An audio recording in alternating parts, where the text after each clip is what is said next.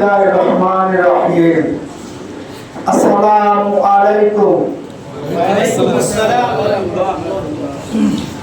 আপনারা সবাই ভালো আছেন? আলহামদুলিল্লাহ। হুজুরে বলছে আমাদের আর সামনে কয়েকটা দিন আছে, এই রমজান মাস। তো রমজান মাস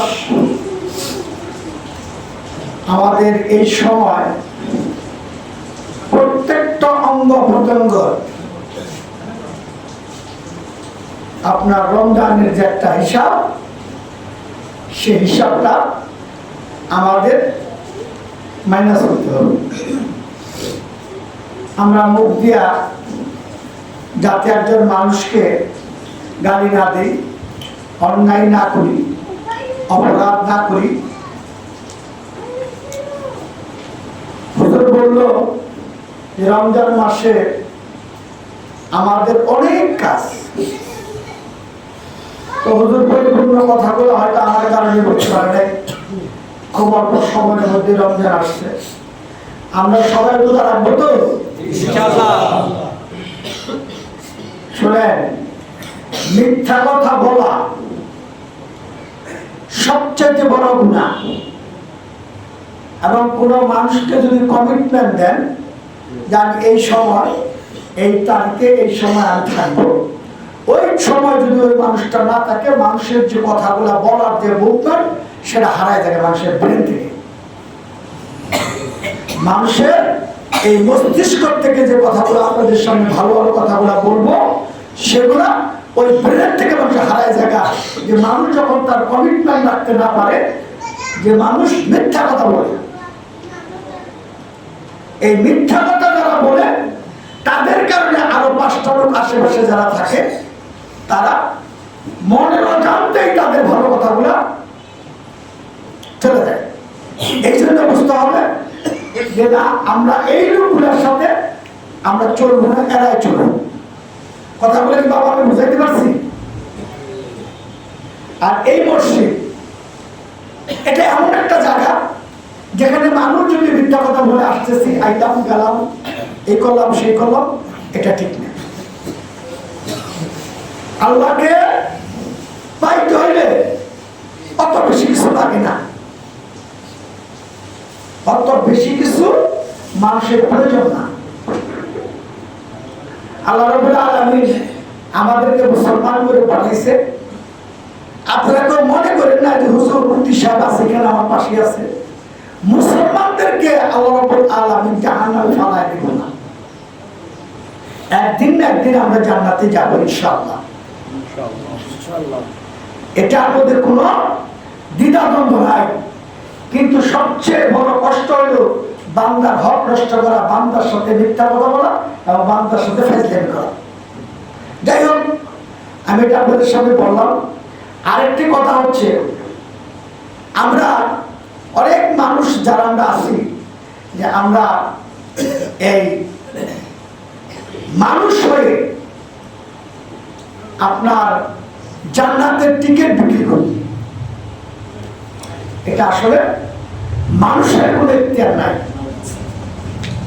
মিম শব্দের অর্থ একমাত্র আল্লাহই জানে। হুজুর আছে, সামনেই আছে। এরকম কিছু কিছু জিনিস আপনার হায়াত, আমার মন, আমার রিজিক, আমার ধন, আমার দৌলতের মালিক হচ্ছে আমার আল্লাহ। এটা কারো কোনো হাত নাই। তো এই জিনিসগুলো হচ্ছে আমার আল্লাহর হাতে।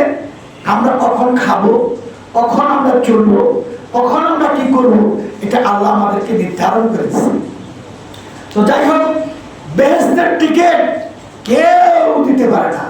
বেহেশতের টিকিট দিবে একমাত্র আমাকে, যিনি আমাকে সৃষ্টি করছে, পরম করুণাময় মহান রব্বুল আলামিন।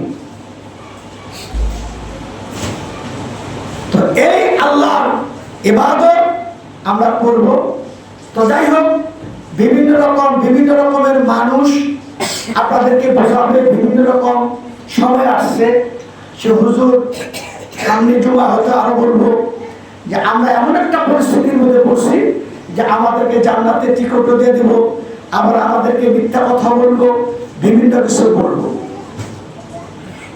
তো এগুলা করা যাবে না, এগুলার থেকে আমাদেরকে বিরত থাকতে হবে।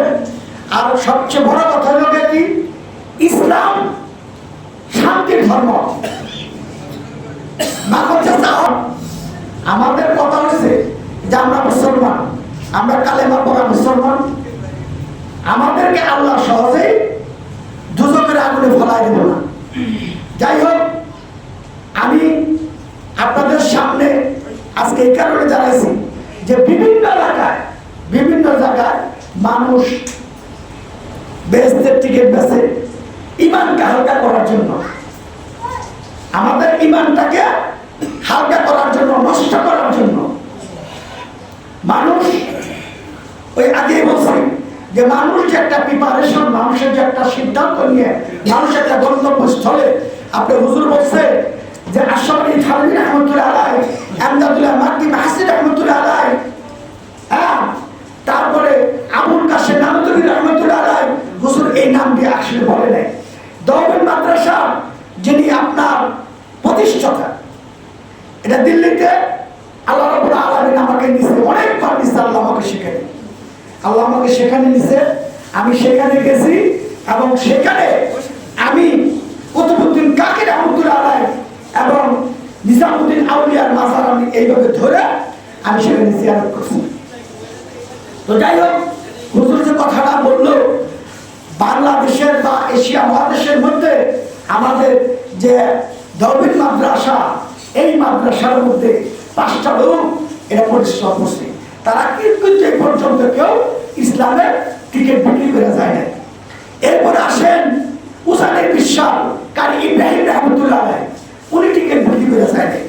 আসেন ওইখান থেকে আপনার চরমনায় বিশ্বাস মাওলানা ইসাক রহমতুল্লাহ আলাইহি, উনি কিন্তু এই জান্নাতের টিকিট বিক্রি করে নেয়। আসেন 700 বছর আগেকার শাহজালাল ইয়ামিনী রহমতুল্লাহ আলাইহি, উনিও কিন্তু জান্নাতের টিকিট বেছে নেয়, উনি ইসলামের দাওয়াত দিছে। আসেন ইসলামের ছায়াতলে আসেন, নামাজ পড়েন, অন্যের হক নষ্ট করেন না এবং ইসলামকে আঁকড়া ধরেন। জান্নাত আপনাদের সামনে, জান্নাত বেশি দূর না। এইভাবে আপনাদের সারা বাংলাদেশের আমি যদি বলি যে অগণিত পীর আউলিয়া মাশায়েখদের অনেক জীবনী আল্লাহ রাব্বুল আলামিন, আমি এই ছোট্ট গোলাকার মানুষ আমাদের পড়াইছি, আমি পড়ছি, জানি, আমি গেছি। তো যাই হোক, আপনাদের সামনে আমাদের অনেক কথা বলার ছিল, সময়ের স্বল্পতার কারণে বলতে পারি না। আমরা আপনাদের কাছে একটি কথা বলতে চাই, মেসেজ দিতে চাই, কেউ যদি এই ধরনের কথা বলে এটা আপনারা শুনবেন না। এবং আপনাদের কারোর জন্য একটা অনুরোধ করি, আমরা এই এলাকায় বসবাস করব, এই এলাকার মানুষ নিয়ে আমরা শান্তিপূর্ণভাবে থাকবো, এলাকার মানুষ নিয়ে আমরা চলবো। আমি যখন মারা যাব, আপনারা যদি অনেক দূরেও চলে যান, নোয়াখালী চলে যান, এদিকে আপনার এই উত্তরবঙ্গ যান, তারপর শুনলে বলবেন ইন্না লিল্লাহি ওয়া ইন্না ইলাইহি রাজিউন। তো এই কথাগুলা অন্য মানুষ আমাদেরকে বলবো না। তাই ইসলামটাকে আমরা বিকৃত করতে চাই না, ইসলামটাকে আমরা বিভক্ত করতে চাই না, আমরা ইসলামের ছায়াতলে থাকতে চাই। তো যাই হোক, আমি আর কথা আপনাদেরকে বাড়াবো না। এই কথা যারা বলে তারা ভুল বলে, অন্যায় বলে। আমি আবারও বলি যে প্রস্তুতি মানুষের থাকে, সেই প্রস্তুতিটা মানুষের জন্য মানুষের নষ্ট হয়ে যায়। আমার যে প্রস্তুতি ছিল, সেই প্রস্তুতির কথা বলেই আমি অনেক সময় হারাই বলে আমাদের কিছু কাছের লোকজনের কারণে। তো ইনশাল্লাহ আমার মাখন চাচা আছে, ও দু চারটি কথা বলবো। আমি আর আপনাদের কাছে কথা বাড়াতে চাই না। আপনাদের এই মসজিদে এই আপনার ফ্যান ট্যান অনেক কিছুর সমস্যা, এবং আমাকে সভাপতি বানিয়েছেন সমস্যা। আমি আপনার একজনকে বলি, যাই হোক, সেই আপনাদের এই ফ্যানের বা বিভিন্ন মসজিদের কাজকর্ম করানোর জন্য 20,000 টাকা আমার কাছে দিচ্ছে। এবং এই আমার ওয়ার্ডের 14টা মসজিদ, এই 14টা মসজিদে 20,000 করে টাকা দিচ্ছে। ইনশাল্লাহ সব মসজিদে ইনশাল্লাহ আমি পৌঁছায় দিছি। আপনারা এই টাকাটা যে কোনো কাজে, মসজিদে কাজে আপনারা ব্যয় করবেন। আমি আবারও বলি যে মানুষ আশরাফুল মাখলুকাত, আল্লাহ চেষ্টা, তার শ্রেষ্ঠ জীব হচ্ছে মানুষ। এই মানুষের জন্যই আল্লাহ এই পৃথিবী তৈরি করছে। মানুষের জন্যই আল্লাহ এই পৃথিবীটা তৈরি করছে, অন্য কিছুর জন্য তৈরি করা। মানুষ কার জন্য তৈরি হয়েছে? আল্লাহ ইবাদত করার জন্য, ভালো মানুষের জন্য। আল্লাহ রব্বুল আলামিন বলছে যে আমি 7 জন ব্যক্তিকে আমার আরশে আজিমের মধ্যে আমি ছায়া দেব। তার মধ্যে একজন ব্যক্তি হচ্ছে ন্যায়পরায়ণ বাদশাহ। ন্যায়পরায়ণ বাদশাহ সেটাকে আমার দেশের যে এই যে প্রেক্ষাপট, এই দেশের মধ্যে যে সুন্দর ভালো আমার দেশটাকে উপহার দিতে পারবো, আমার দেশটাকে ভালোভাবে চালাইতে পারবো, সেই ব্যক্তি হচ্ছে ন্যায়পরায়ণ বাদশাহ। তাকে আল্লাহ আরশে আজিমের নিচে ছায়া দেব। টিকিট কেউ দেব না। তাহলে সেটা বিবেচনা করিয়া আমাদের মুখের দিকে তাকাইয়া আমাদেরকে ভালোবাসা, এই দেশটাকে ভালোবাসা, এই দেশের মানুষকে ভালোবাসা, আপনারা কারো কথা কান না দিয়া ইনশাল্লাহ আপনারা আমাদের কথা মতো, এদেশের ভালো মানুষের কথা মতো আপনারা চলেন, ইনশাল্লাহ দেখবেন সামনের দিনগুলা আমাদের সুন্দর একটা সুখী সমৃদ্ধ সোনার বাংলাদেশ আমরা পাবো ইনশাল্লাহ। আপনারা খুশি না?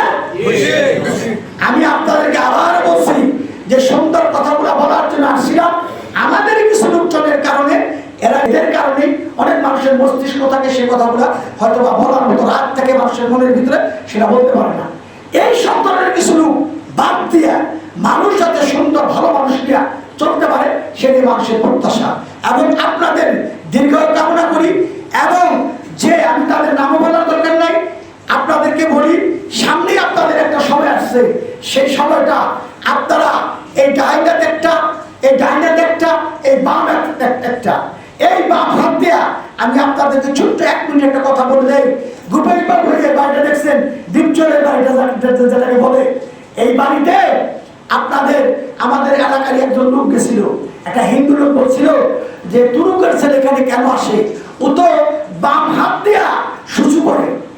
তখন বলছিল ওই লোকটা যে মুসলমানরা বাম হাত দিয়ে সুচু করে, কিন্তু ডান হাত দিয়া আঙ্গুর, কমলা, আপেল খায়। তাই আপনাদের কাছে বলছি, এটা বাম হাত, এটা ডান হাত, আপনারা বুঝে নেবেন যে আপনারা ডান হাত ধরবেন না বাম হাত ধরবেন। এবং সকলকে, সকলের হাত তারাজ করে সকলকে আমি বিনীতভাবে অনুরোধ করছি, আপনারা সকলে সামনে একটা সুন্দর একটা দিন, আর 5টা-6টা দিন আছে আপনারা সবাই জানেন। এবং আমি একটা কথা বলে শেষ করব, একটা কথা, যে যারা আপনারা ভোটার লিস্ট যারা হাতে পান নাই, যারা ভোটার লিস্টে হাতে পান নাই, তারা আমাদের এখানে আছে, খালি আপনাদের ভোটার আইডি কার্ডটা নিয়ে যাবেন, আপনারা আপনাদের ভোটটা প্রয়োগ করে আসবেন। আপনাদের সকলের সুস্বাস্থ্য কামনা করে সকলকে ধন্যবাদ জানিয়ে, এবং আগামী দিনগুলা যাতে আমরা সুন্দর ভালোভাবে চলতে পারি, সকলেই আমাদের দেশের কাজকর্ম উন্নয়ন সমস্ত কিছু করতে পারি, সেই প্রত্যাশা রেখে আমি আমার কথা শেষ করছি। আসসালামু আলাইকুম ওয়া রাহমাতুল্লাহি ওয়া বারাকাতুহু।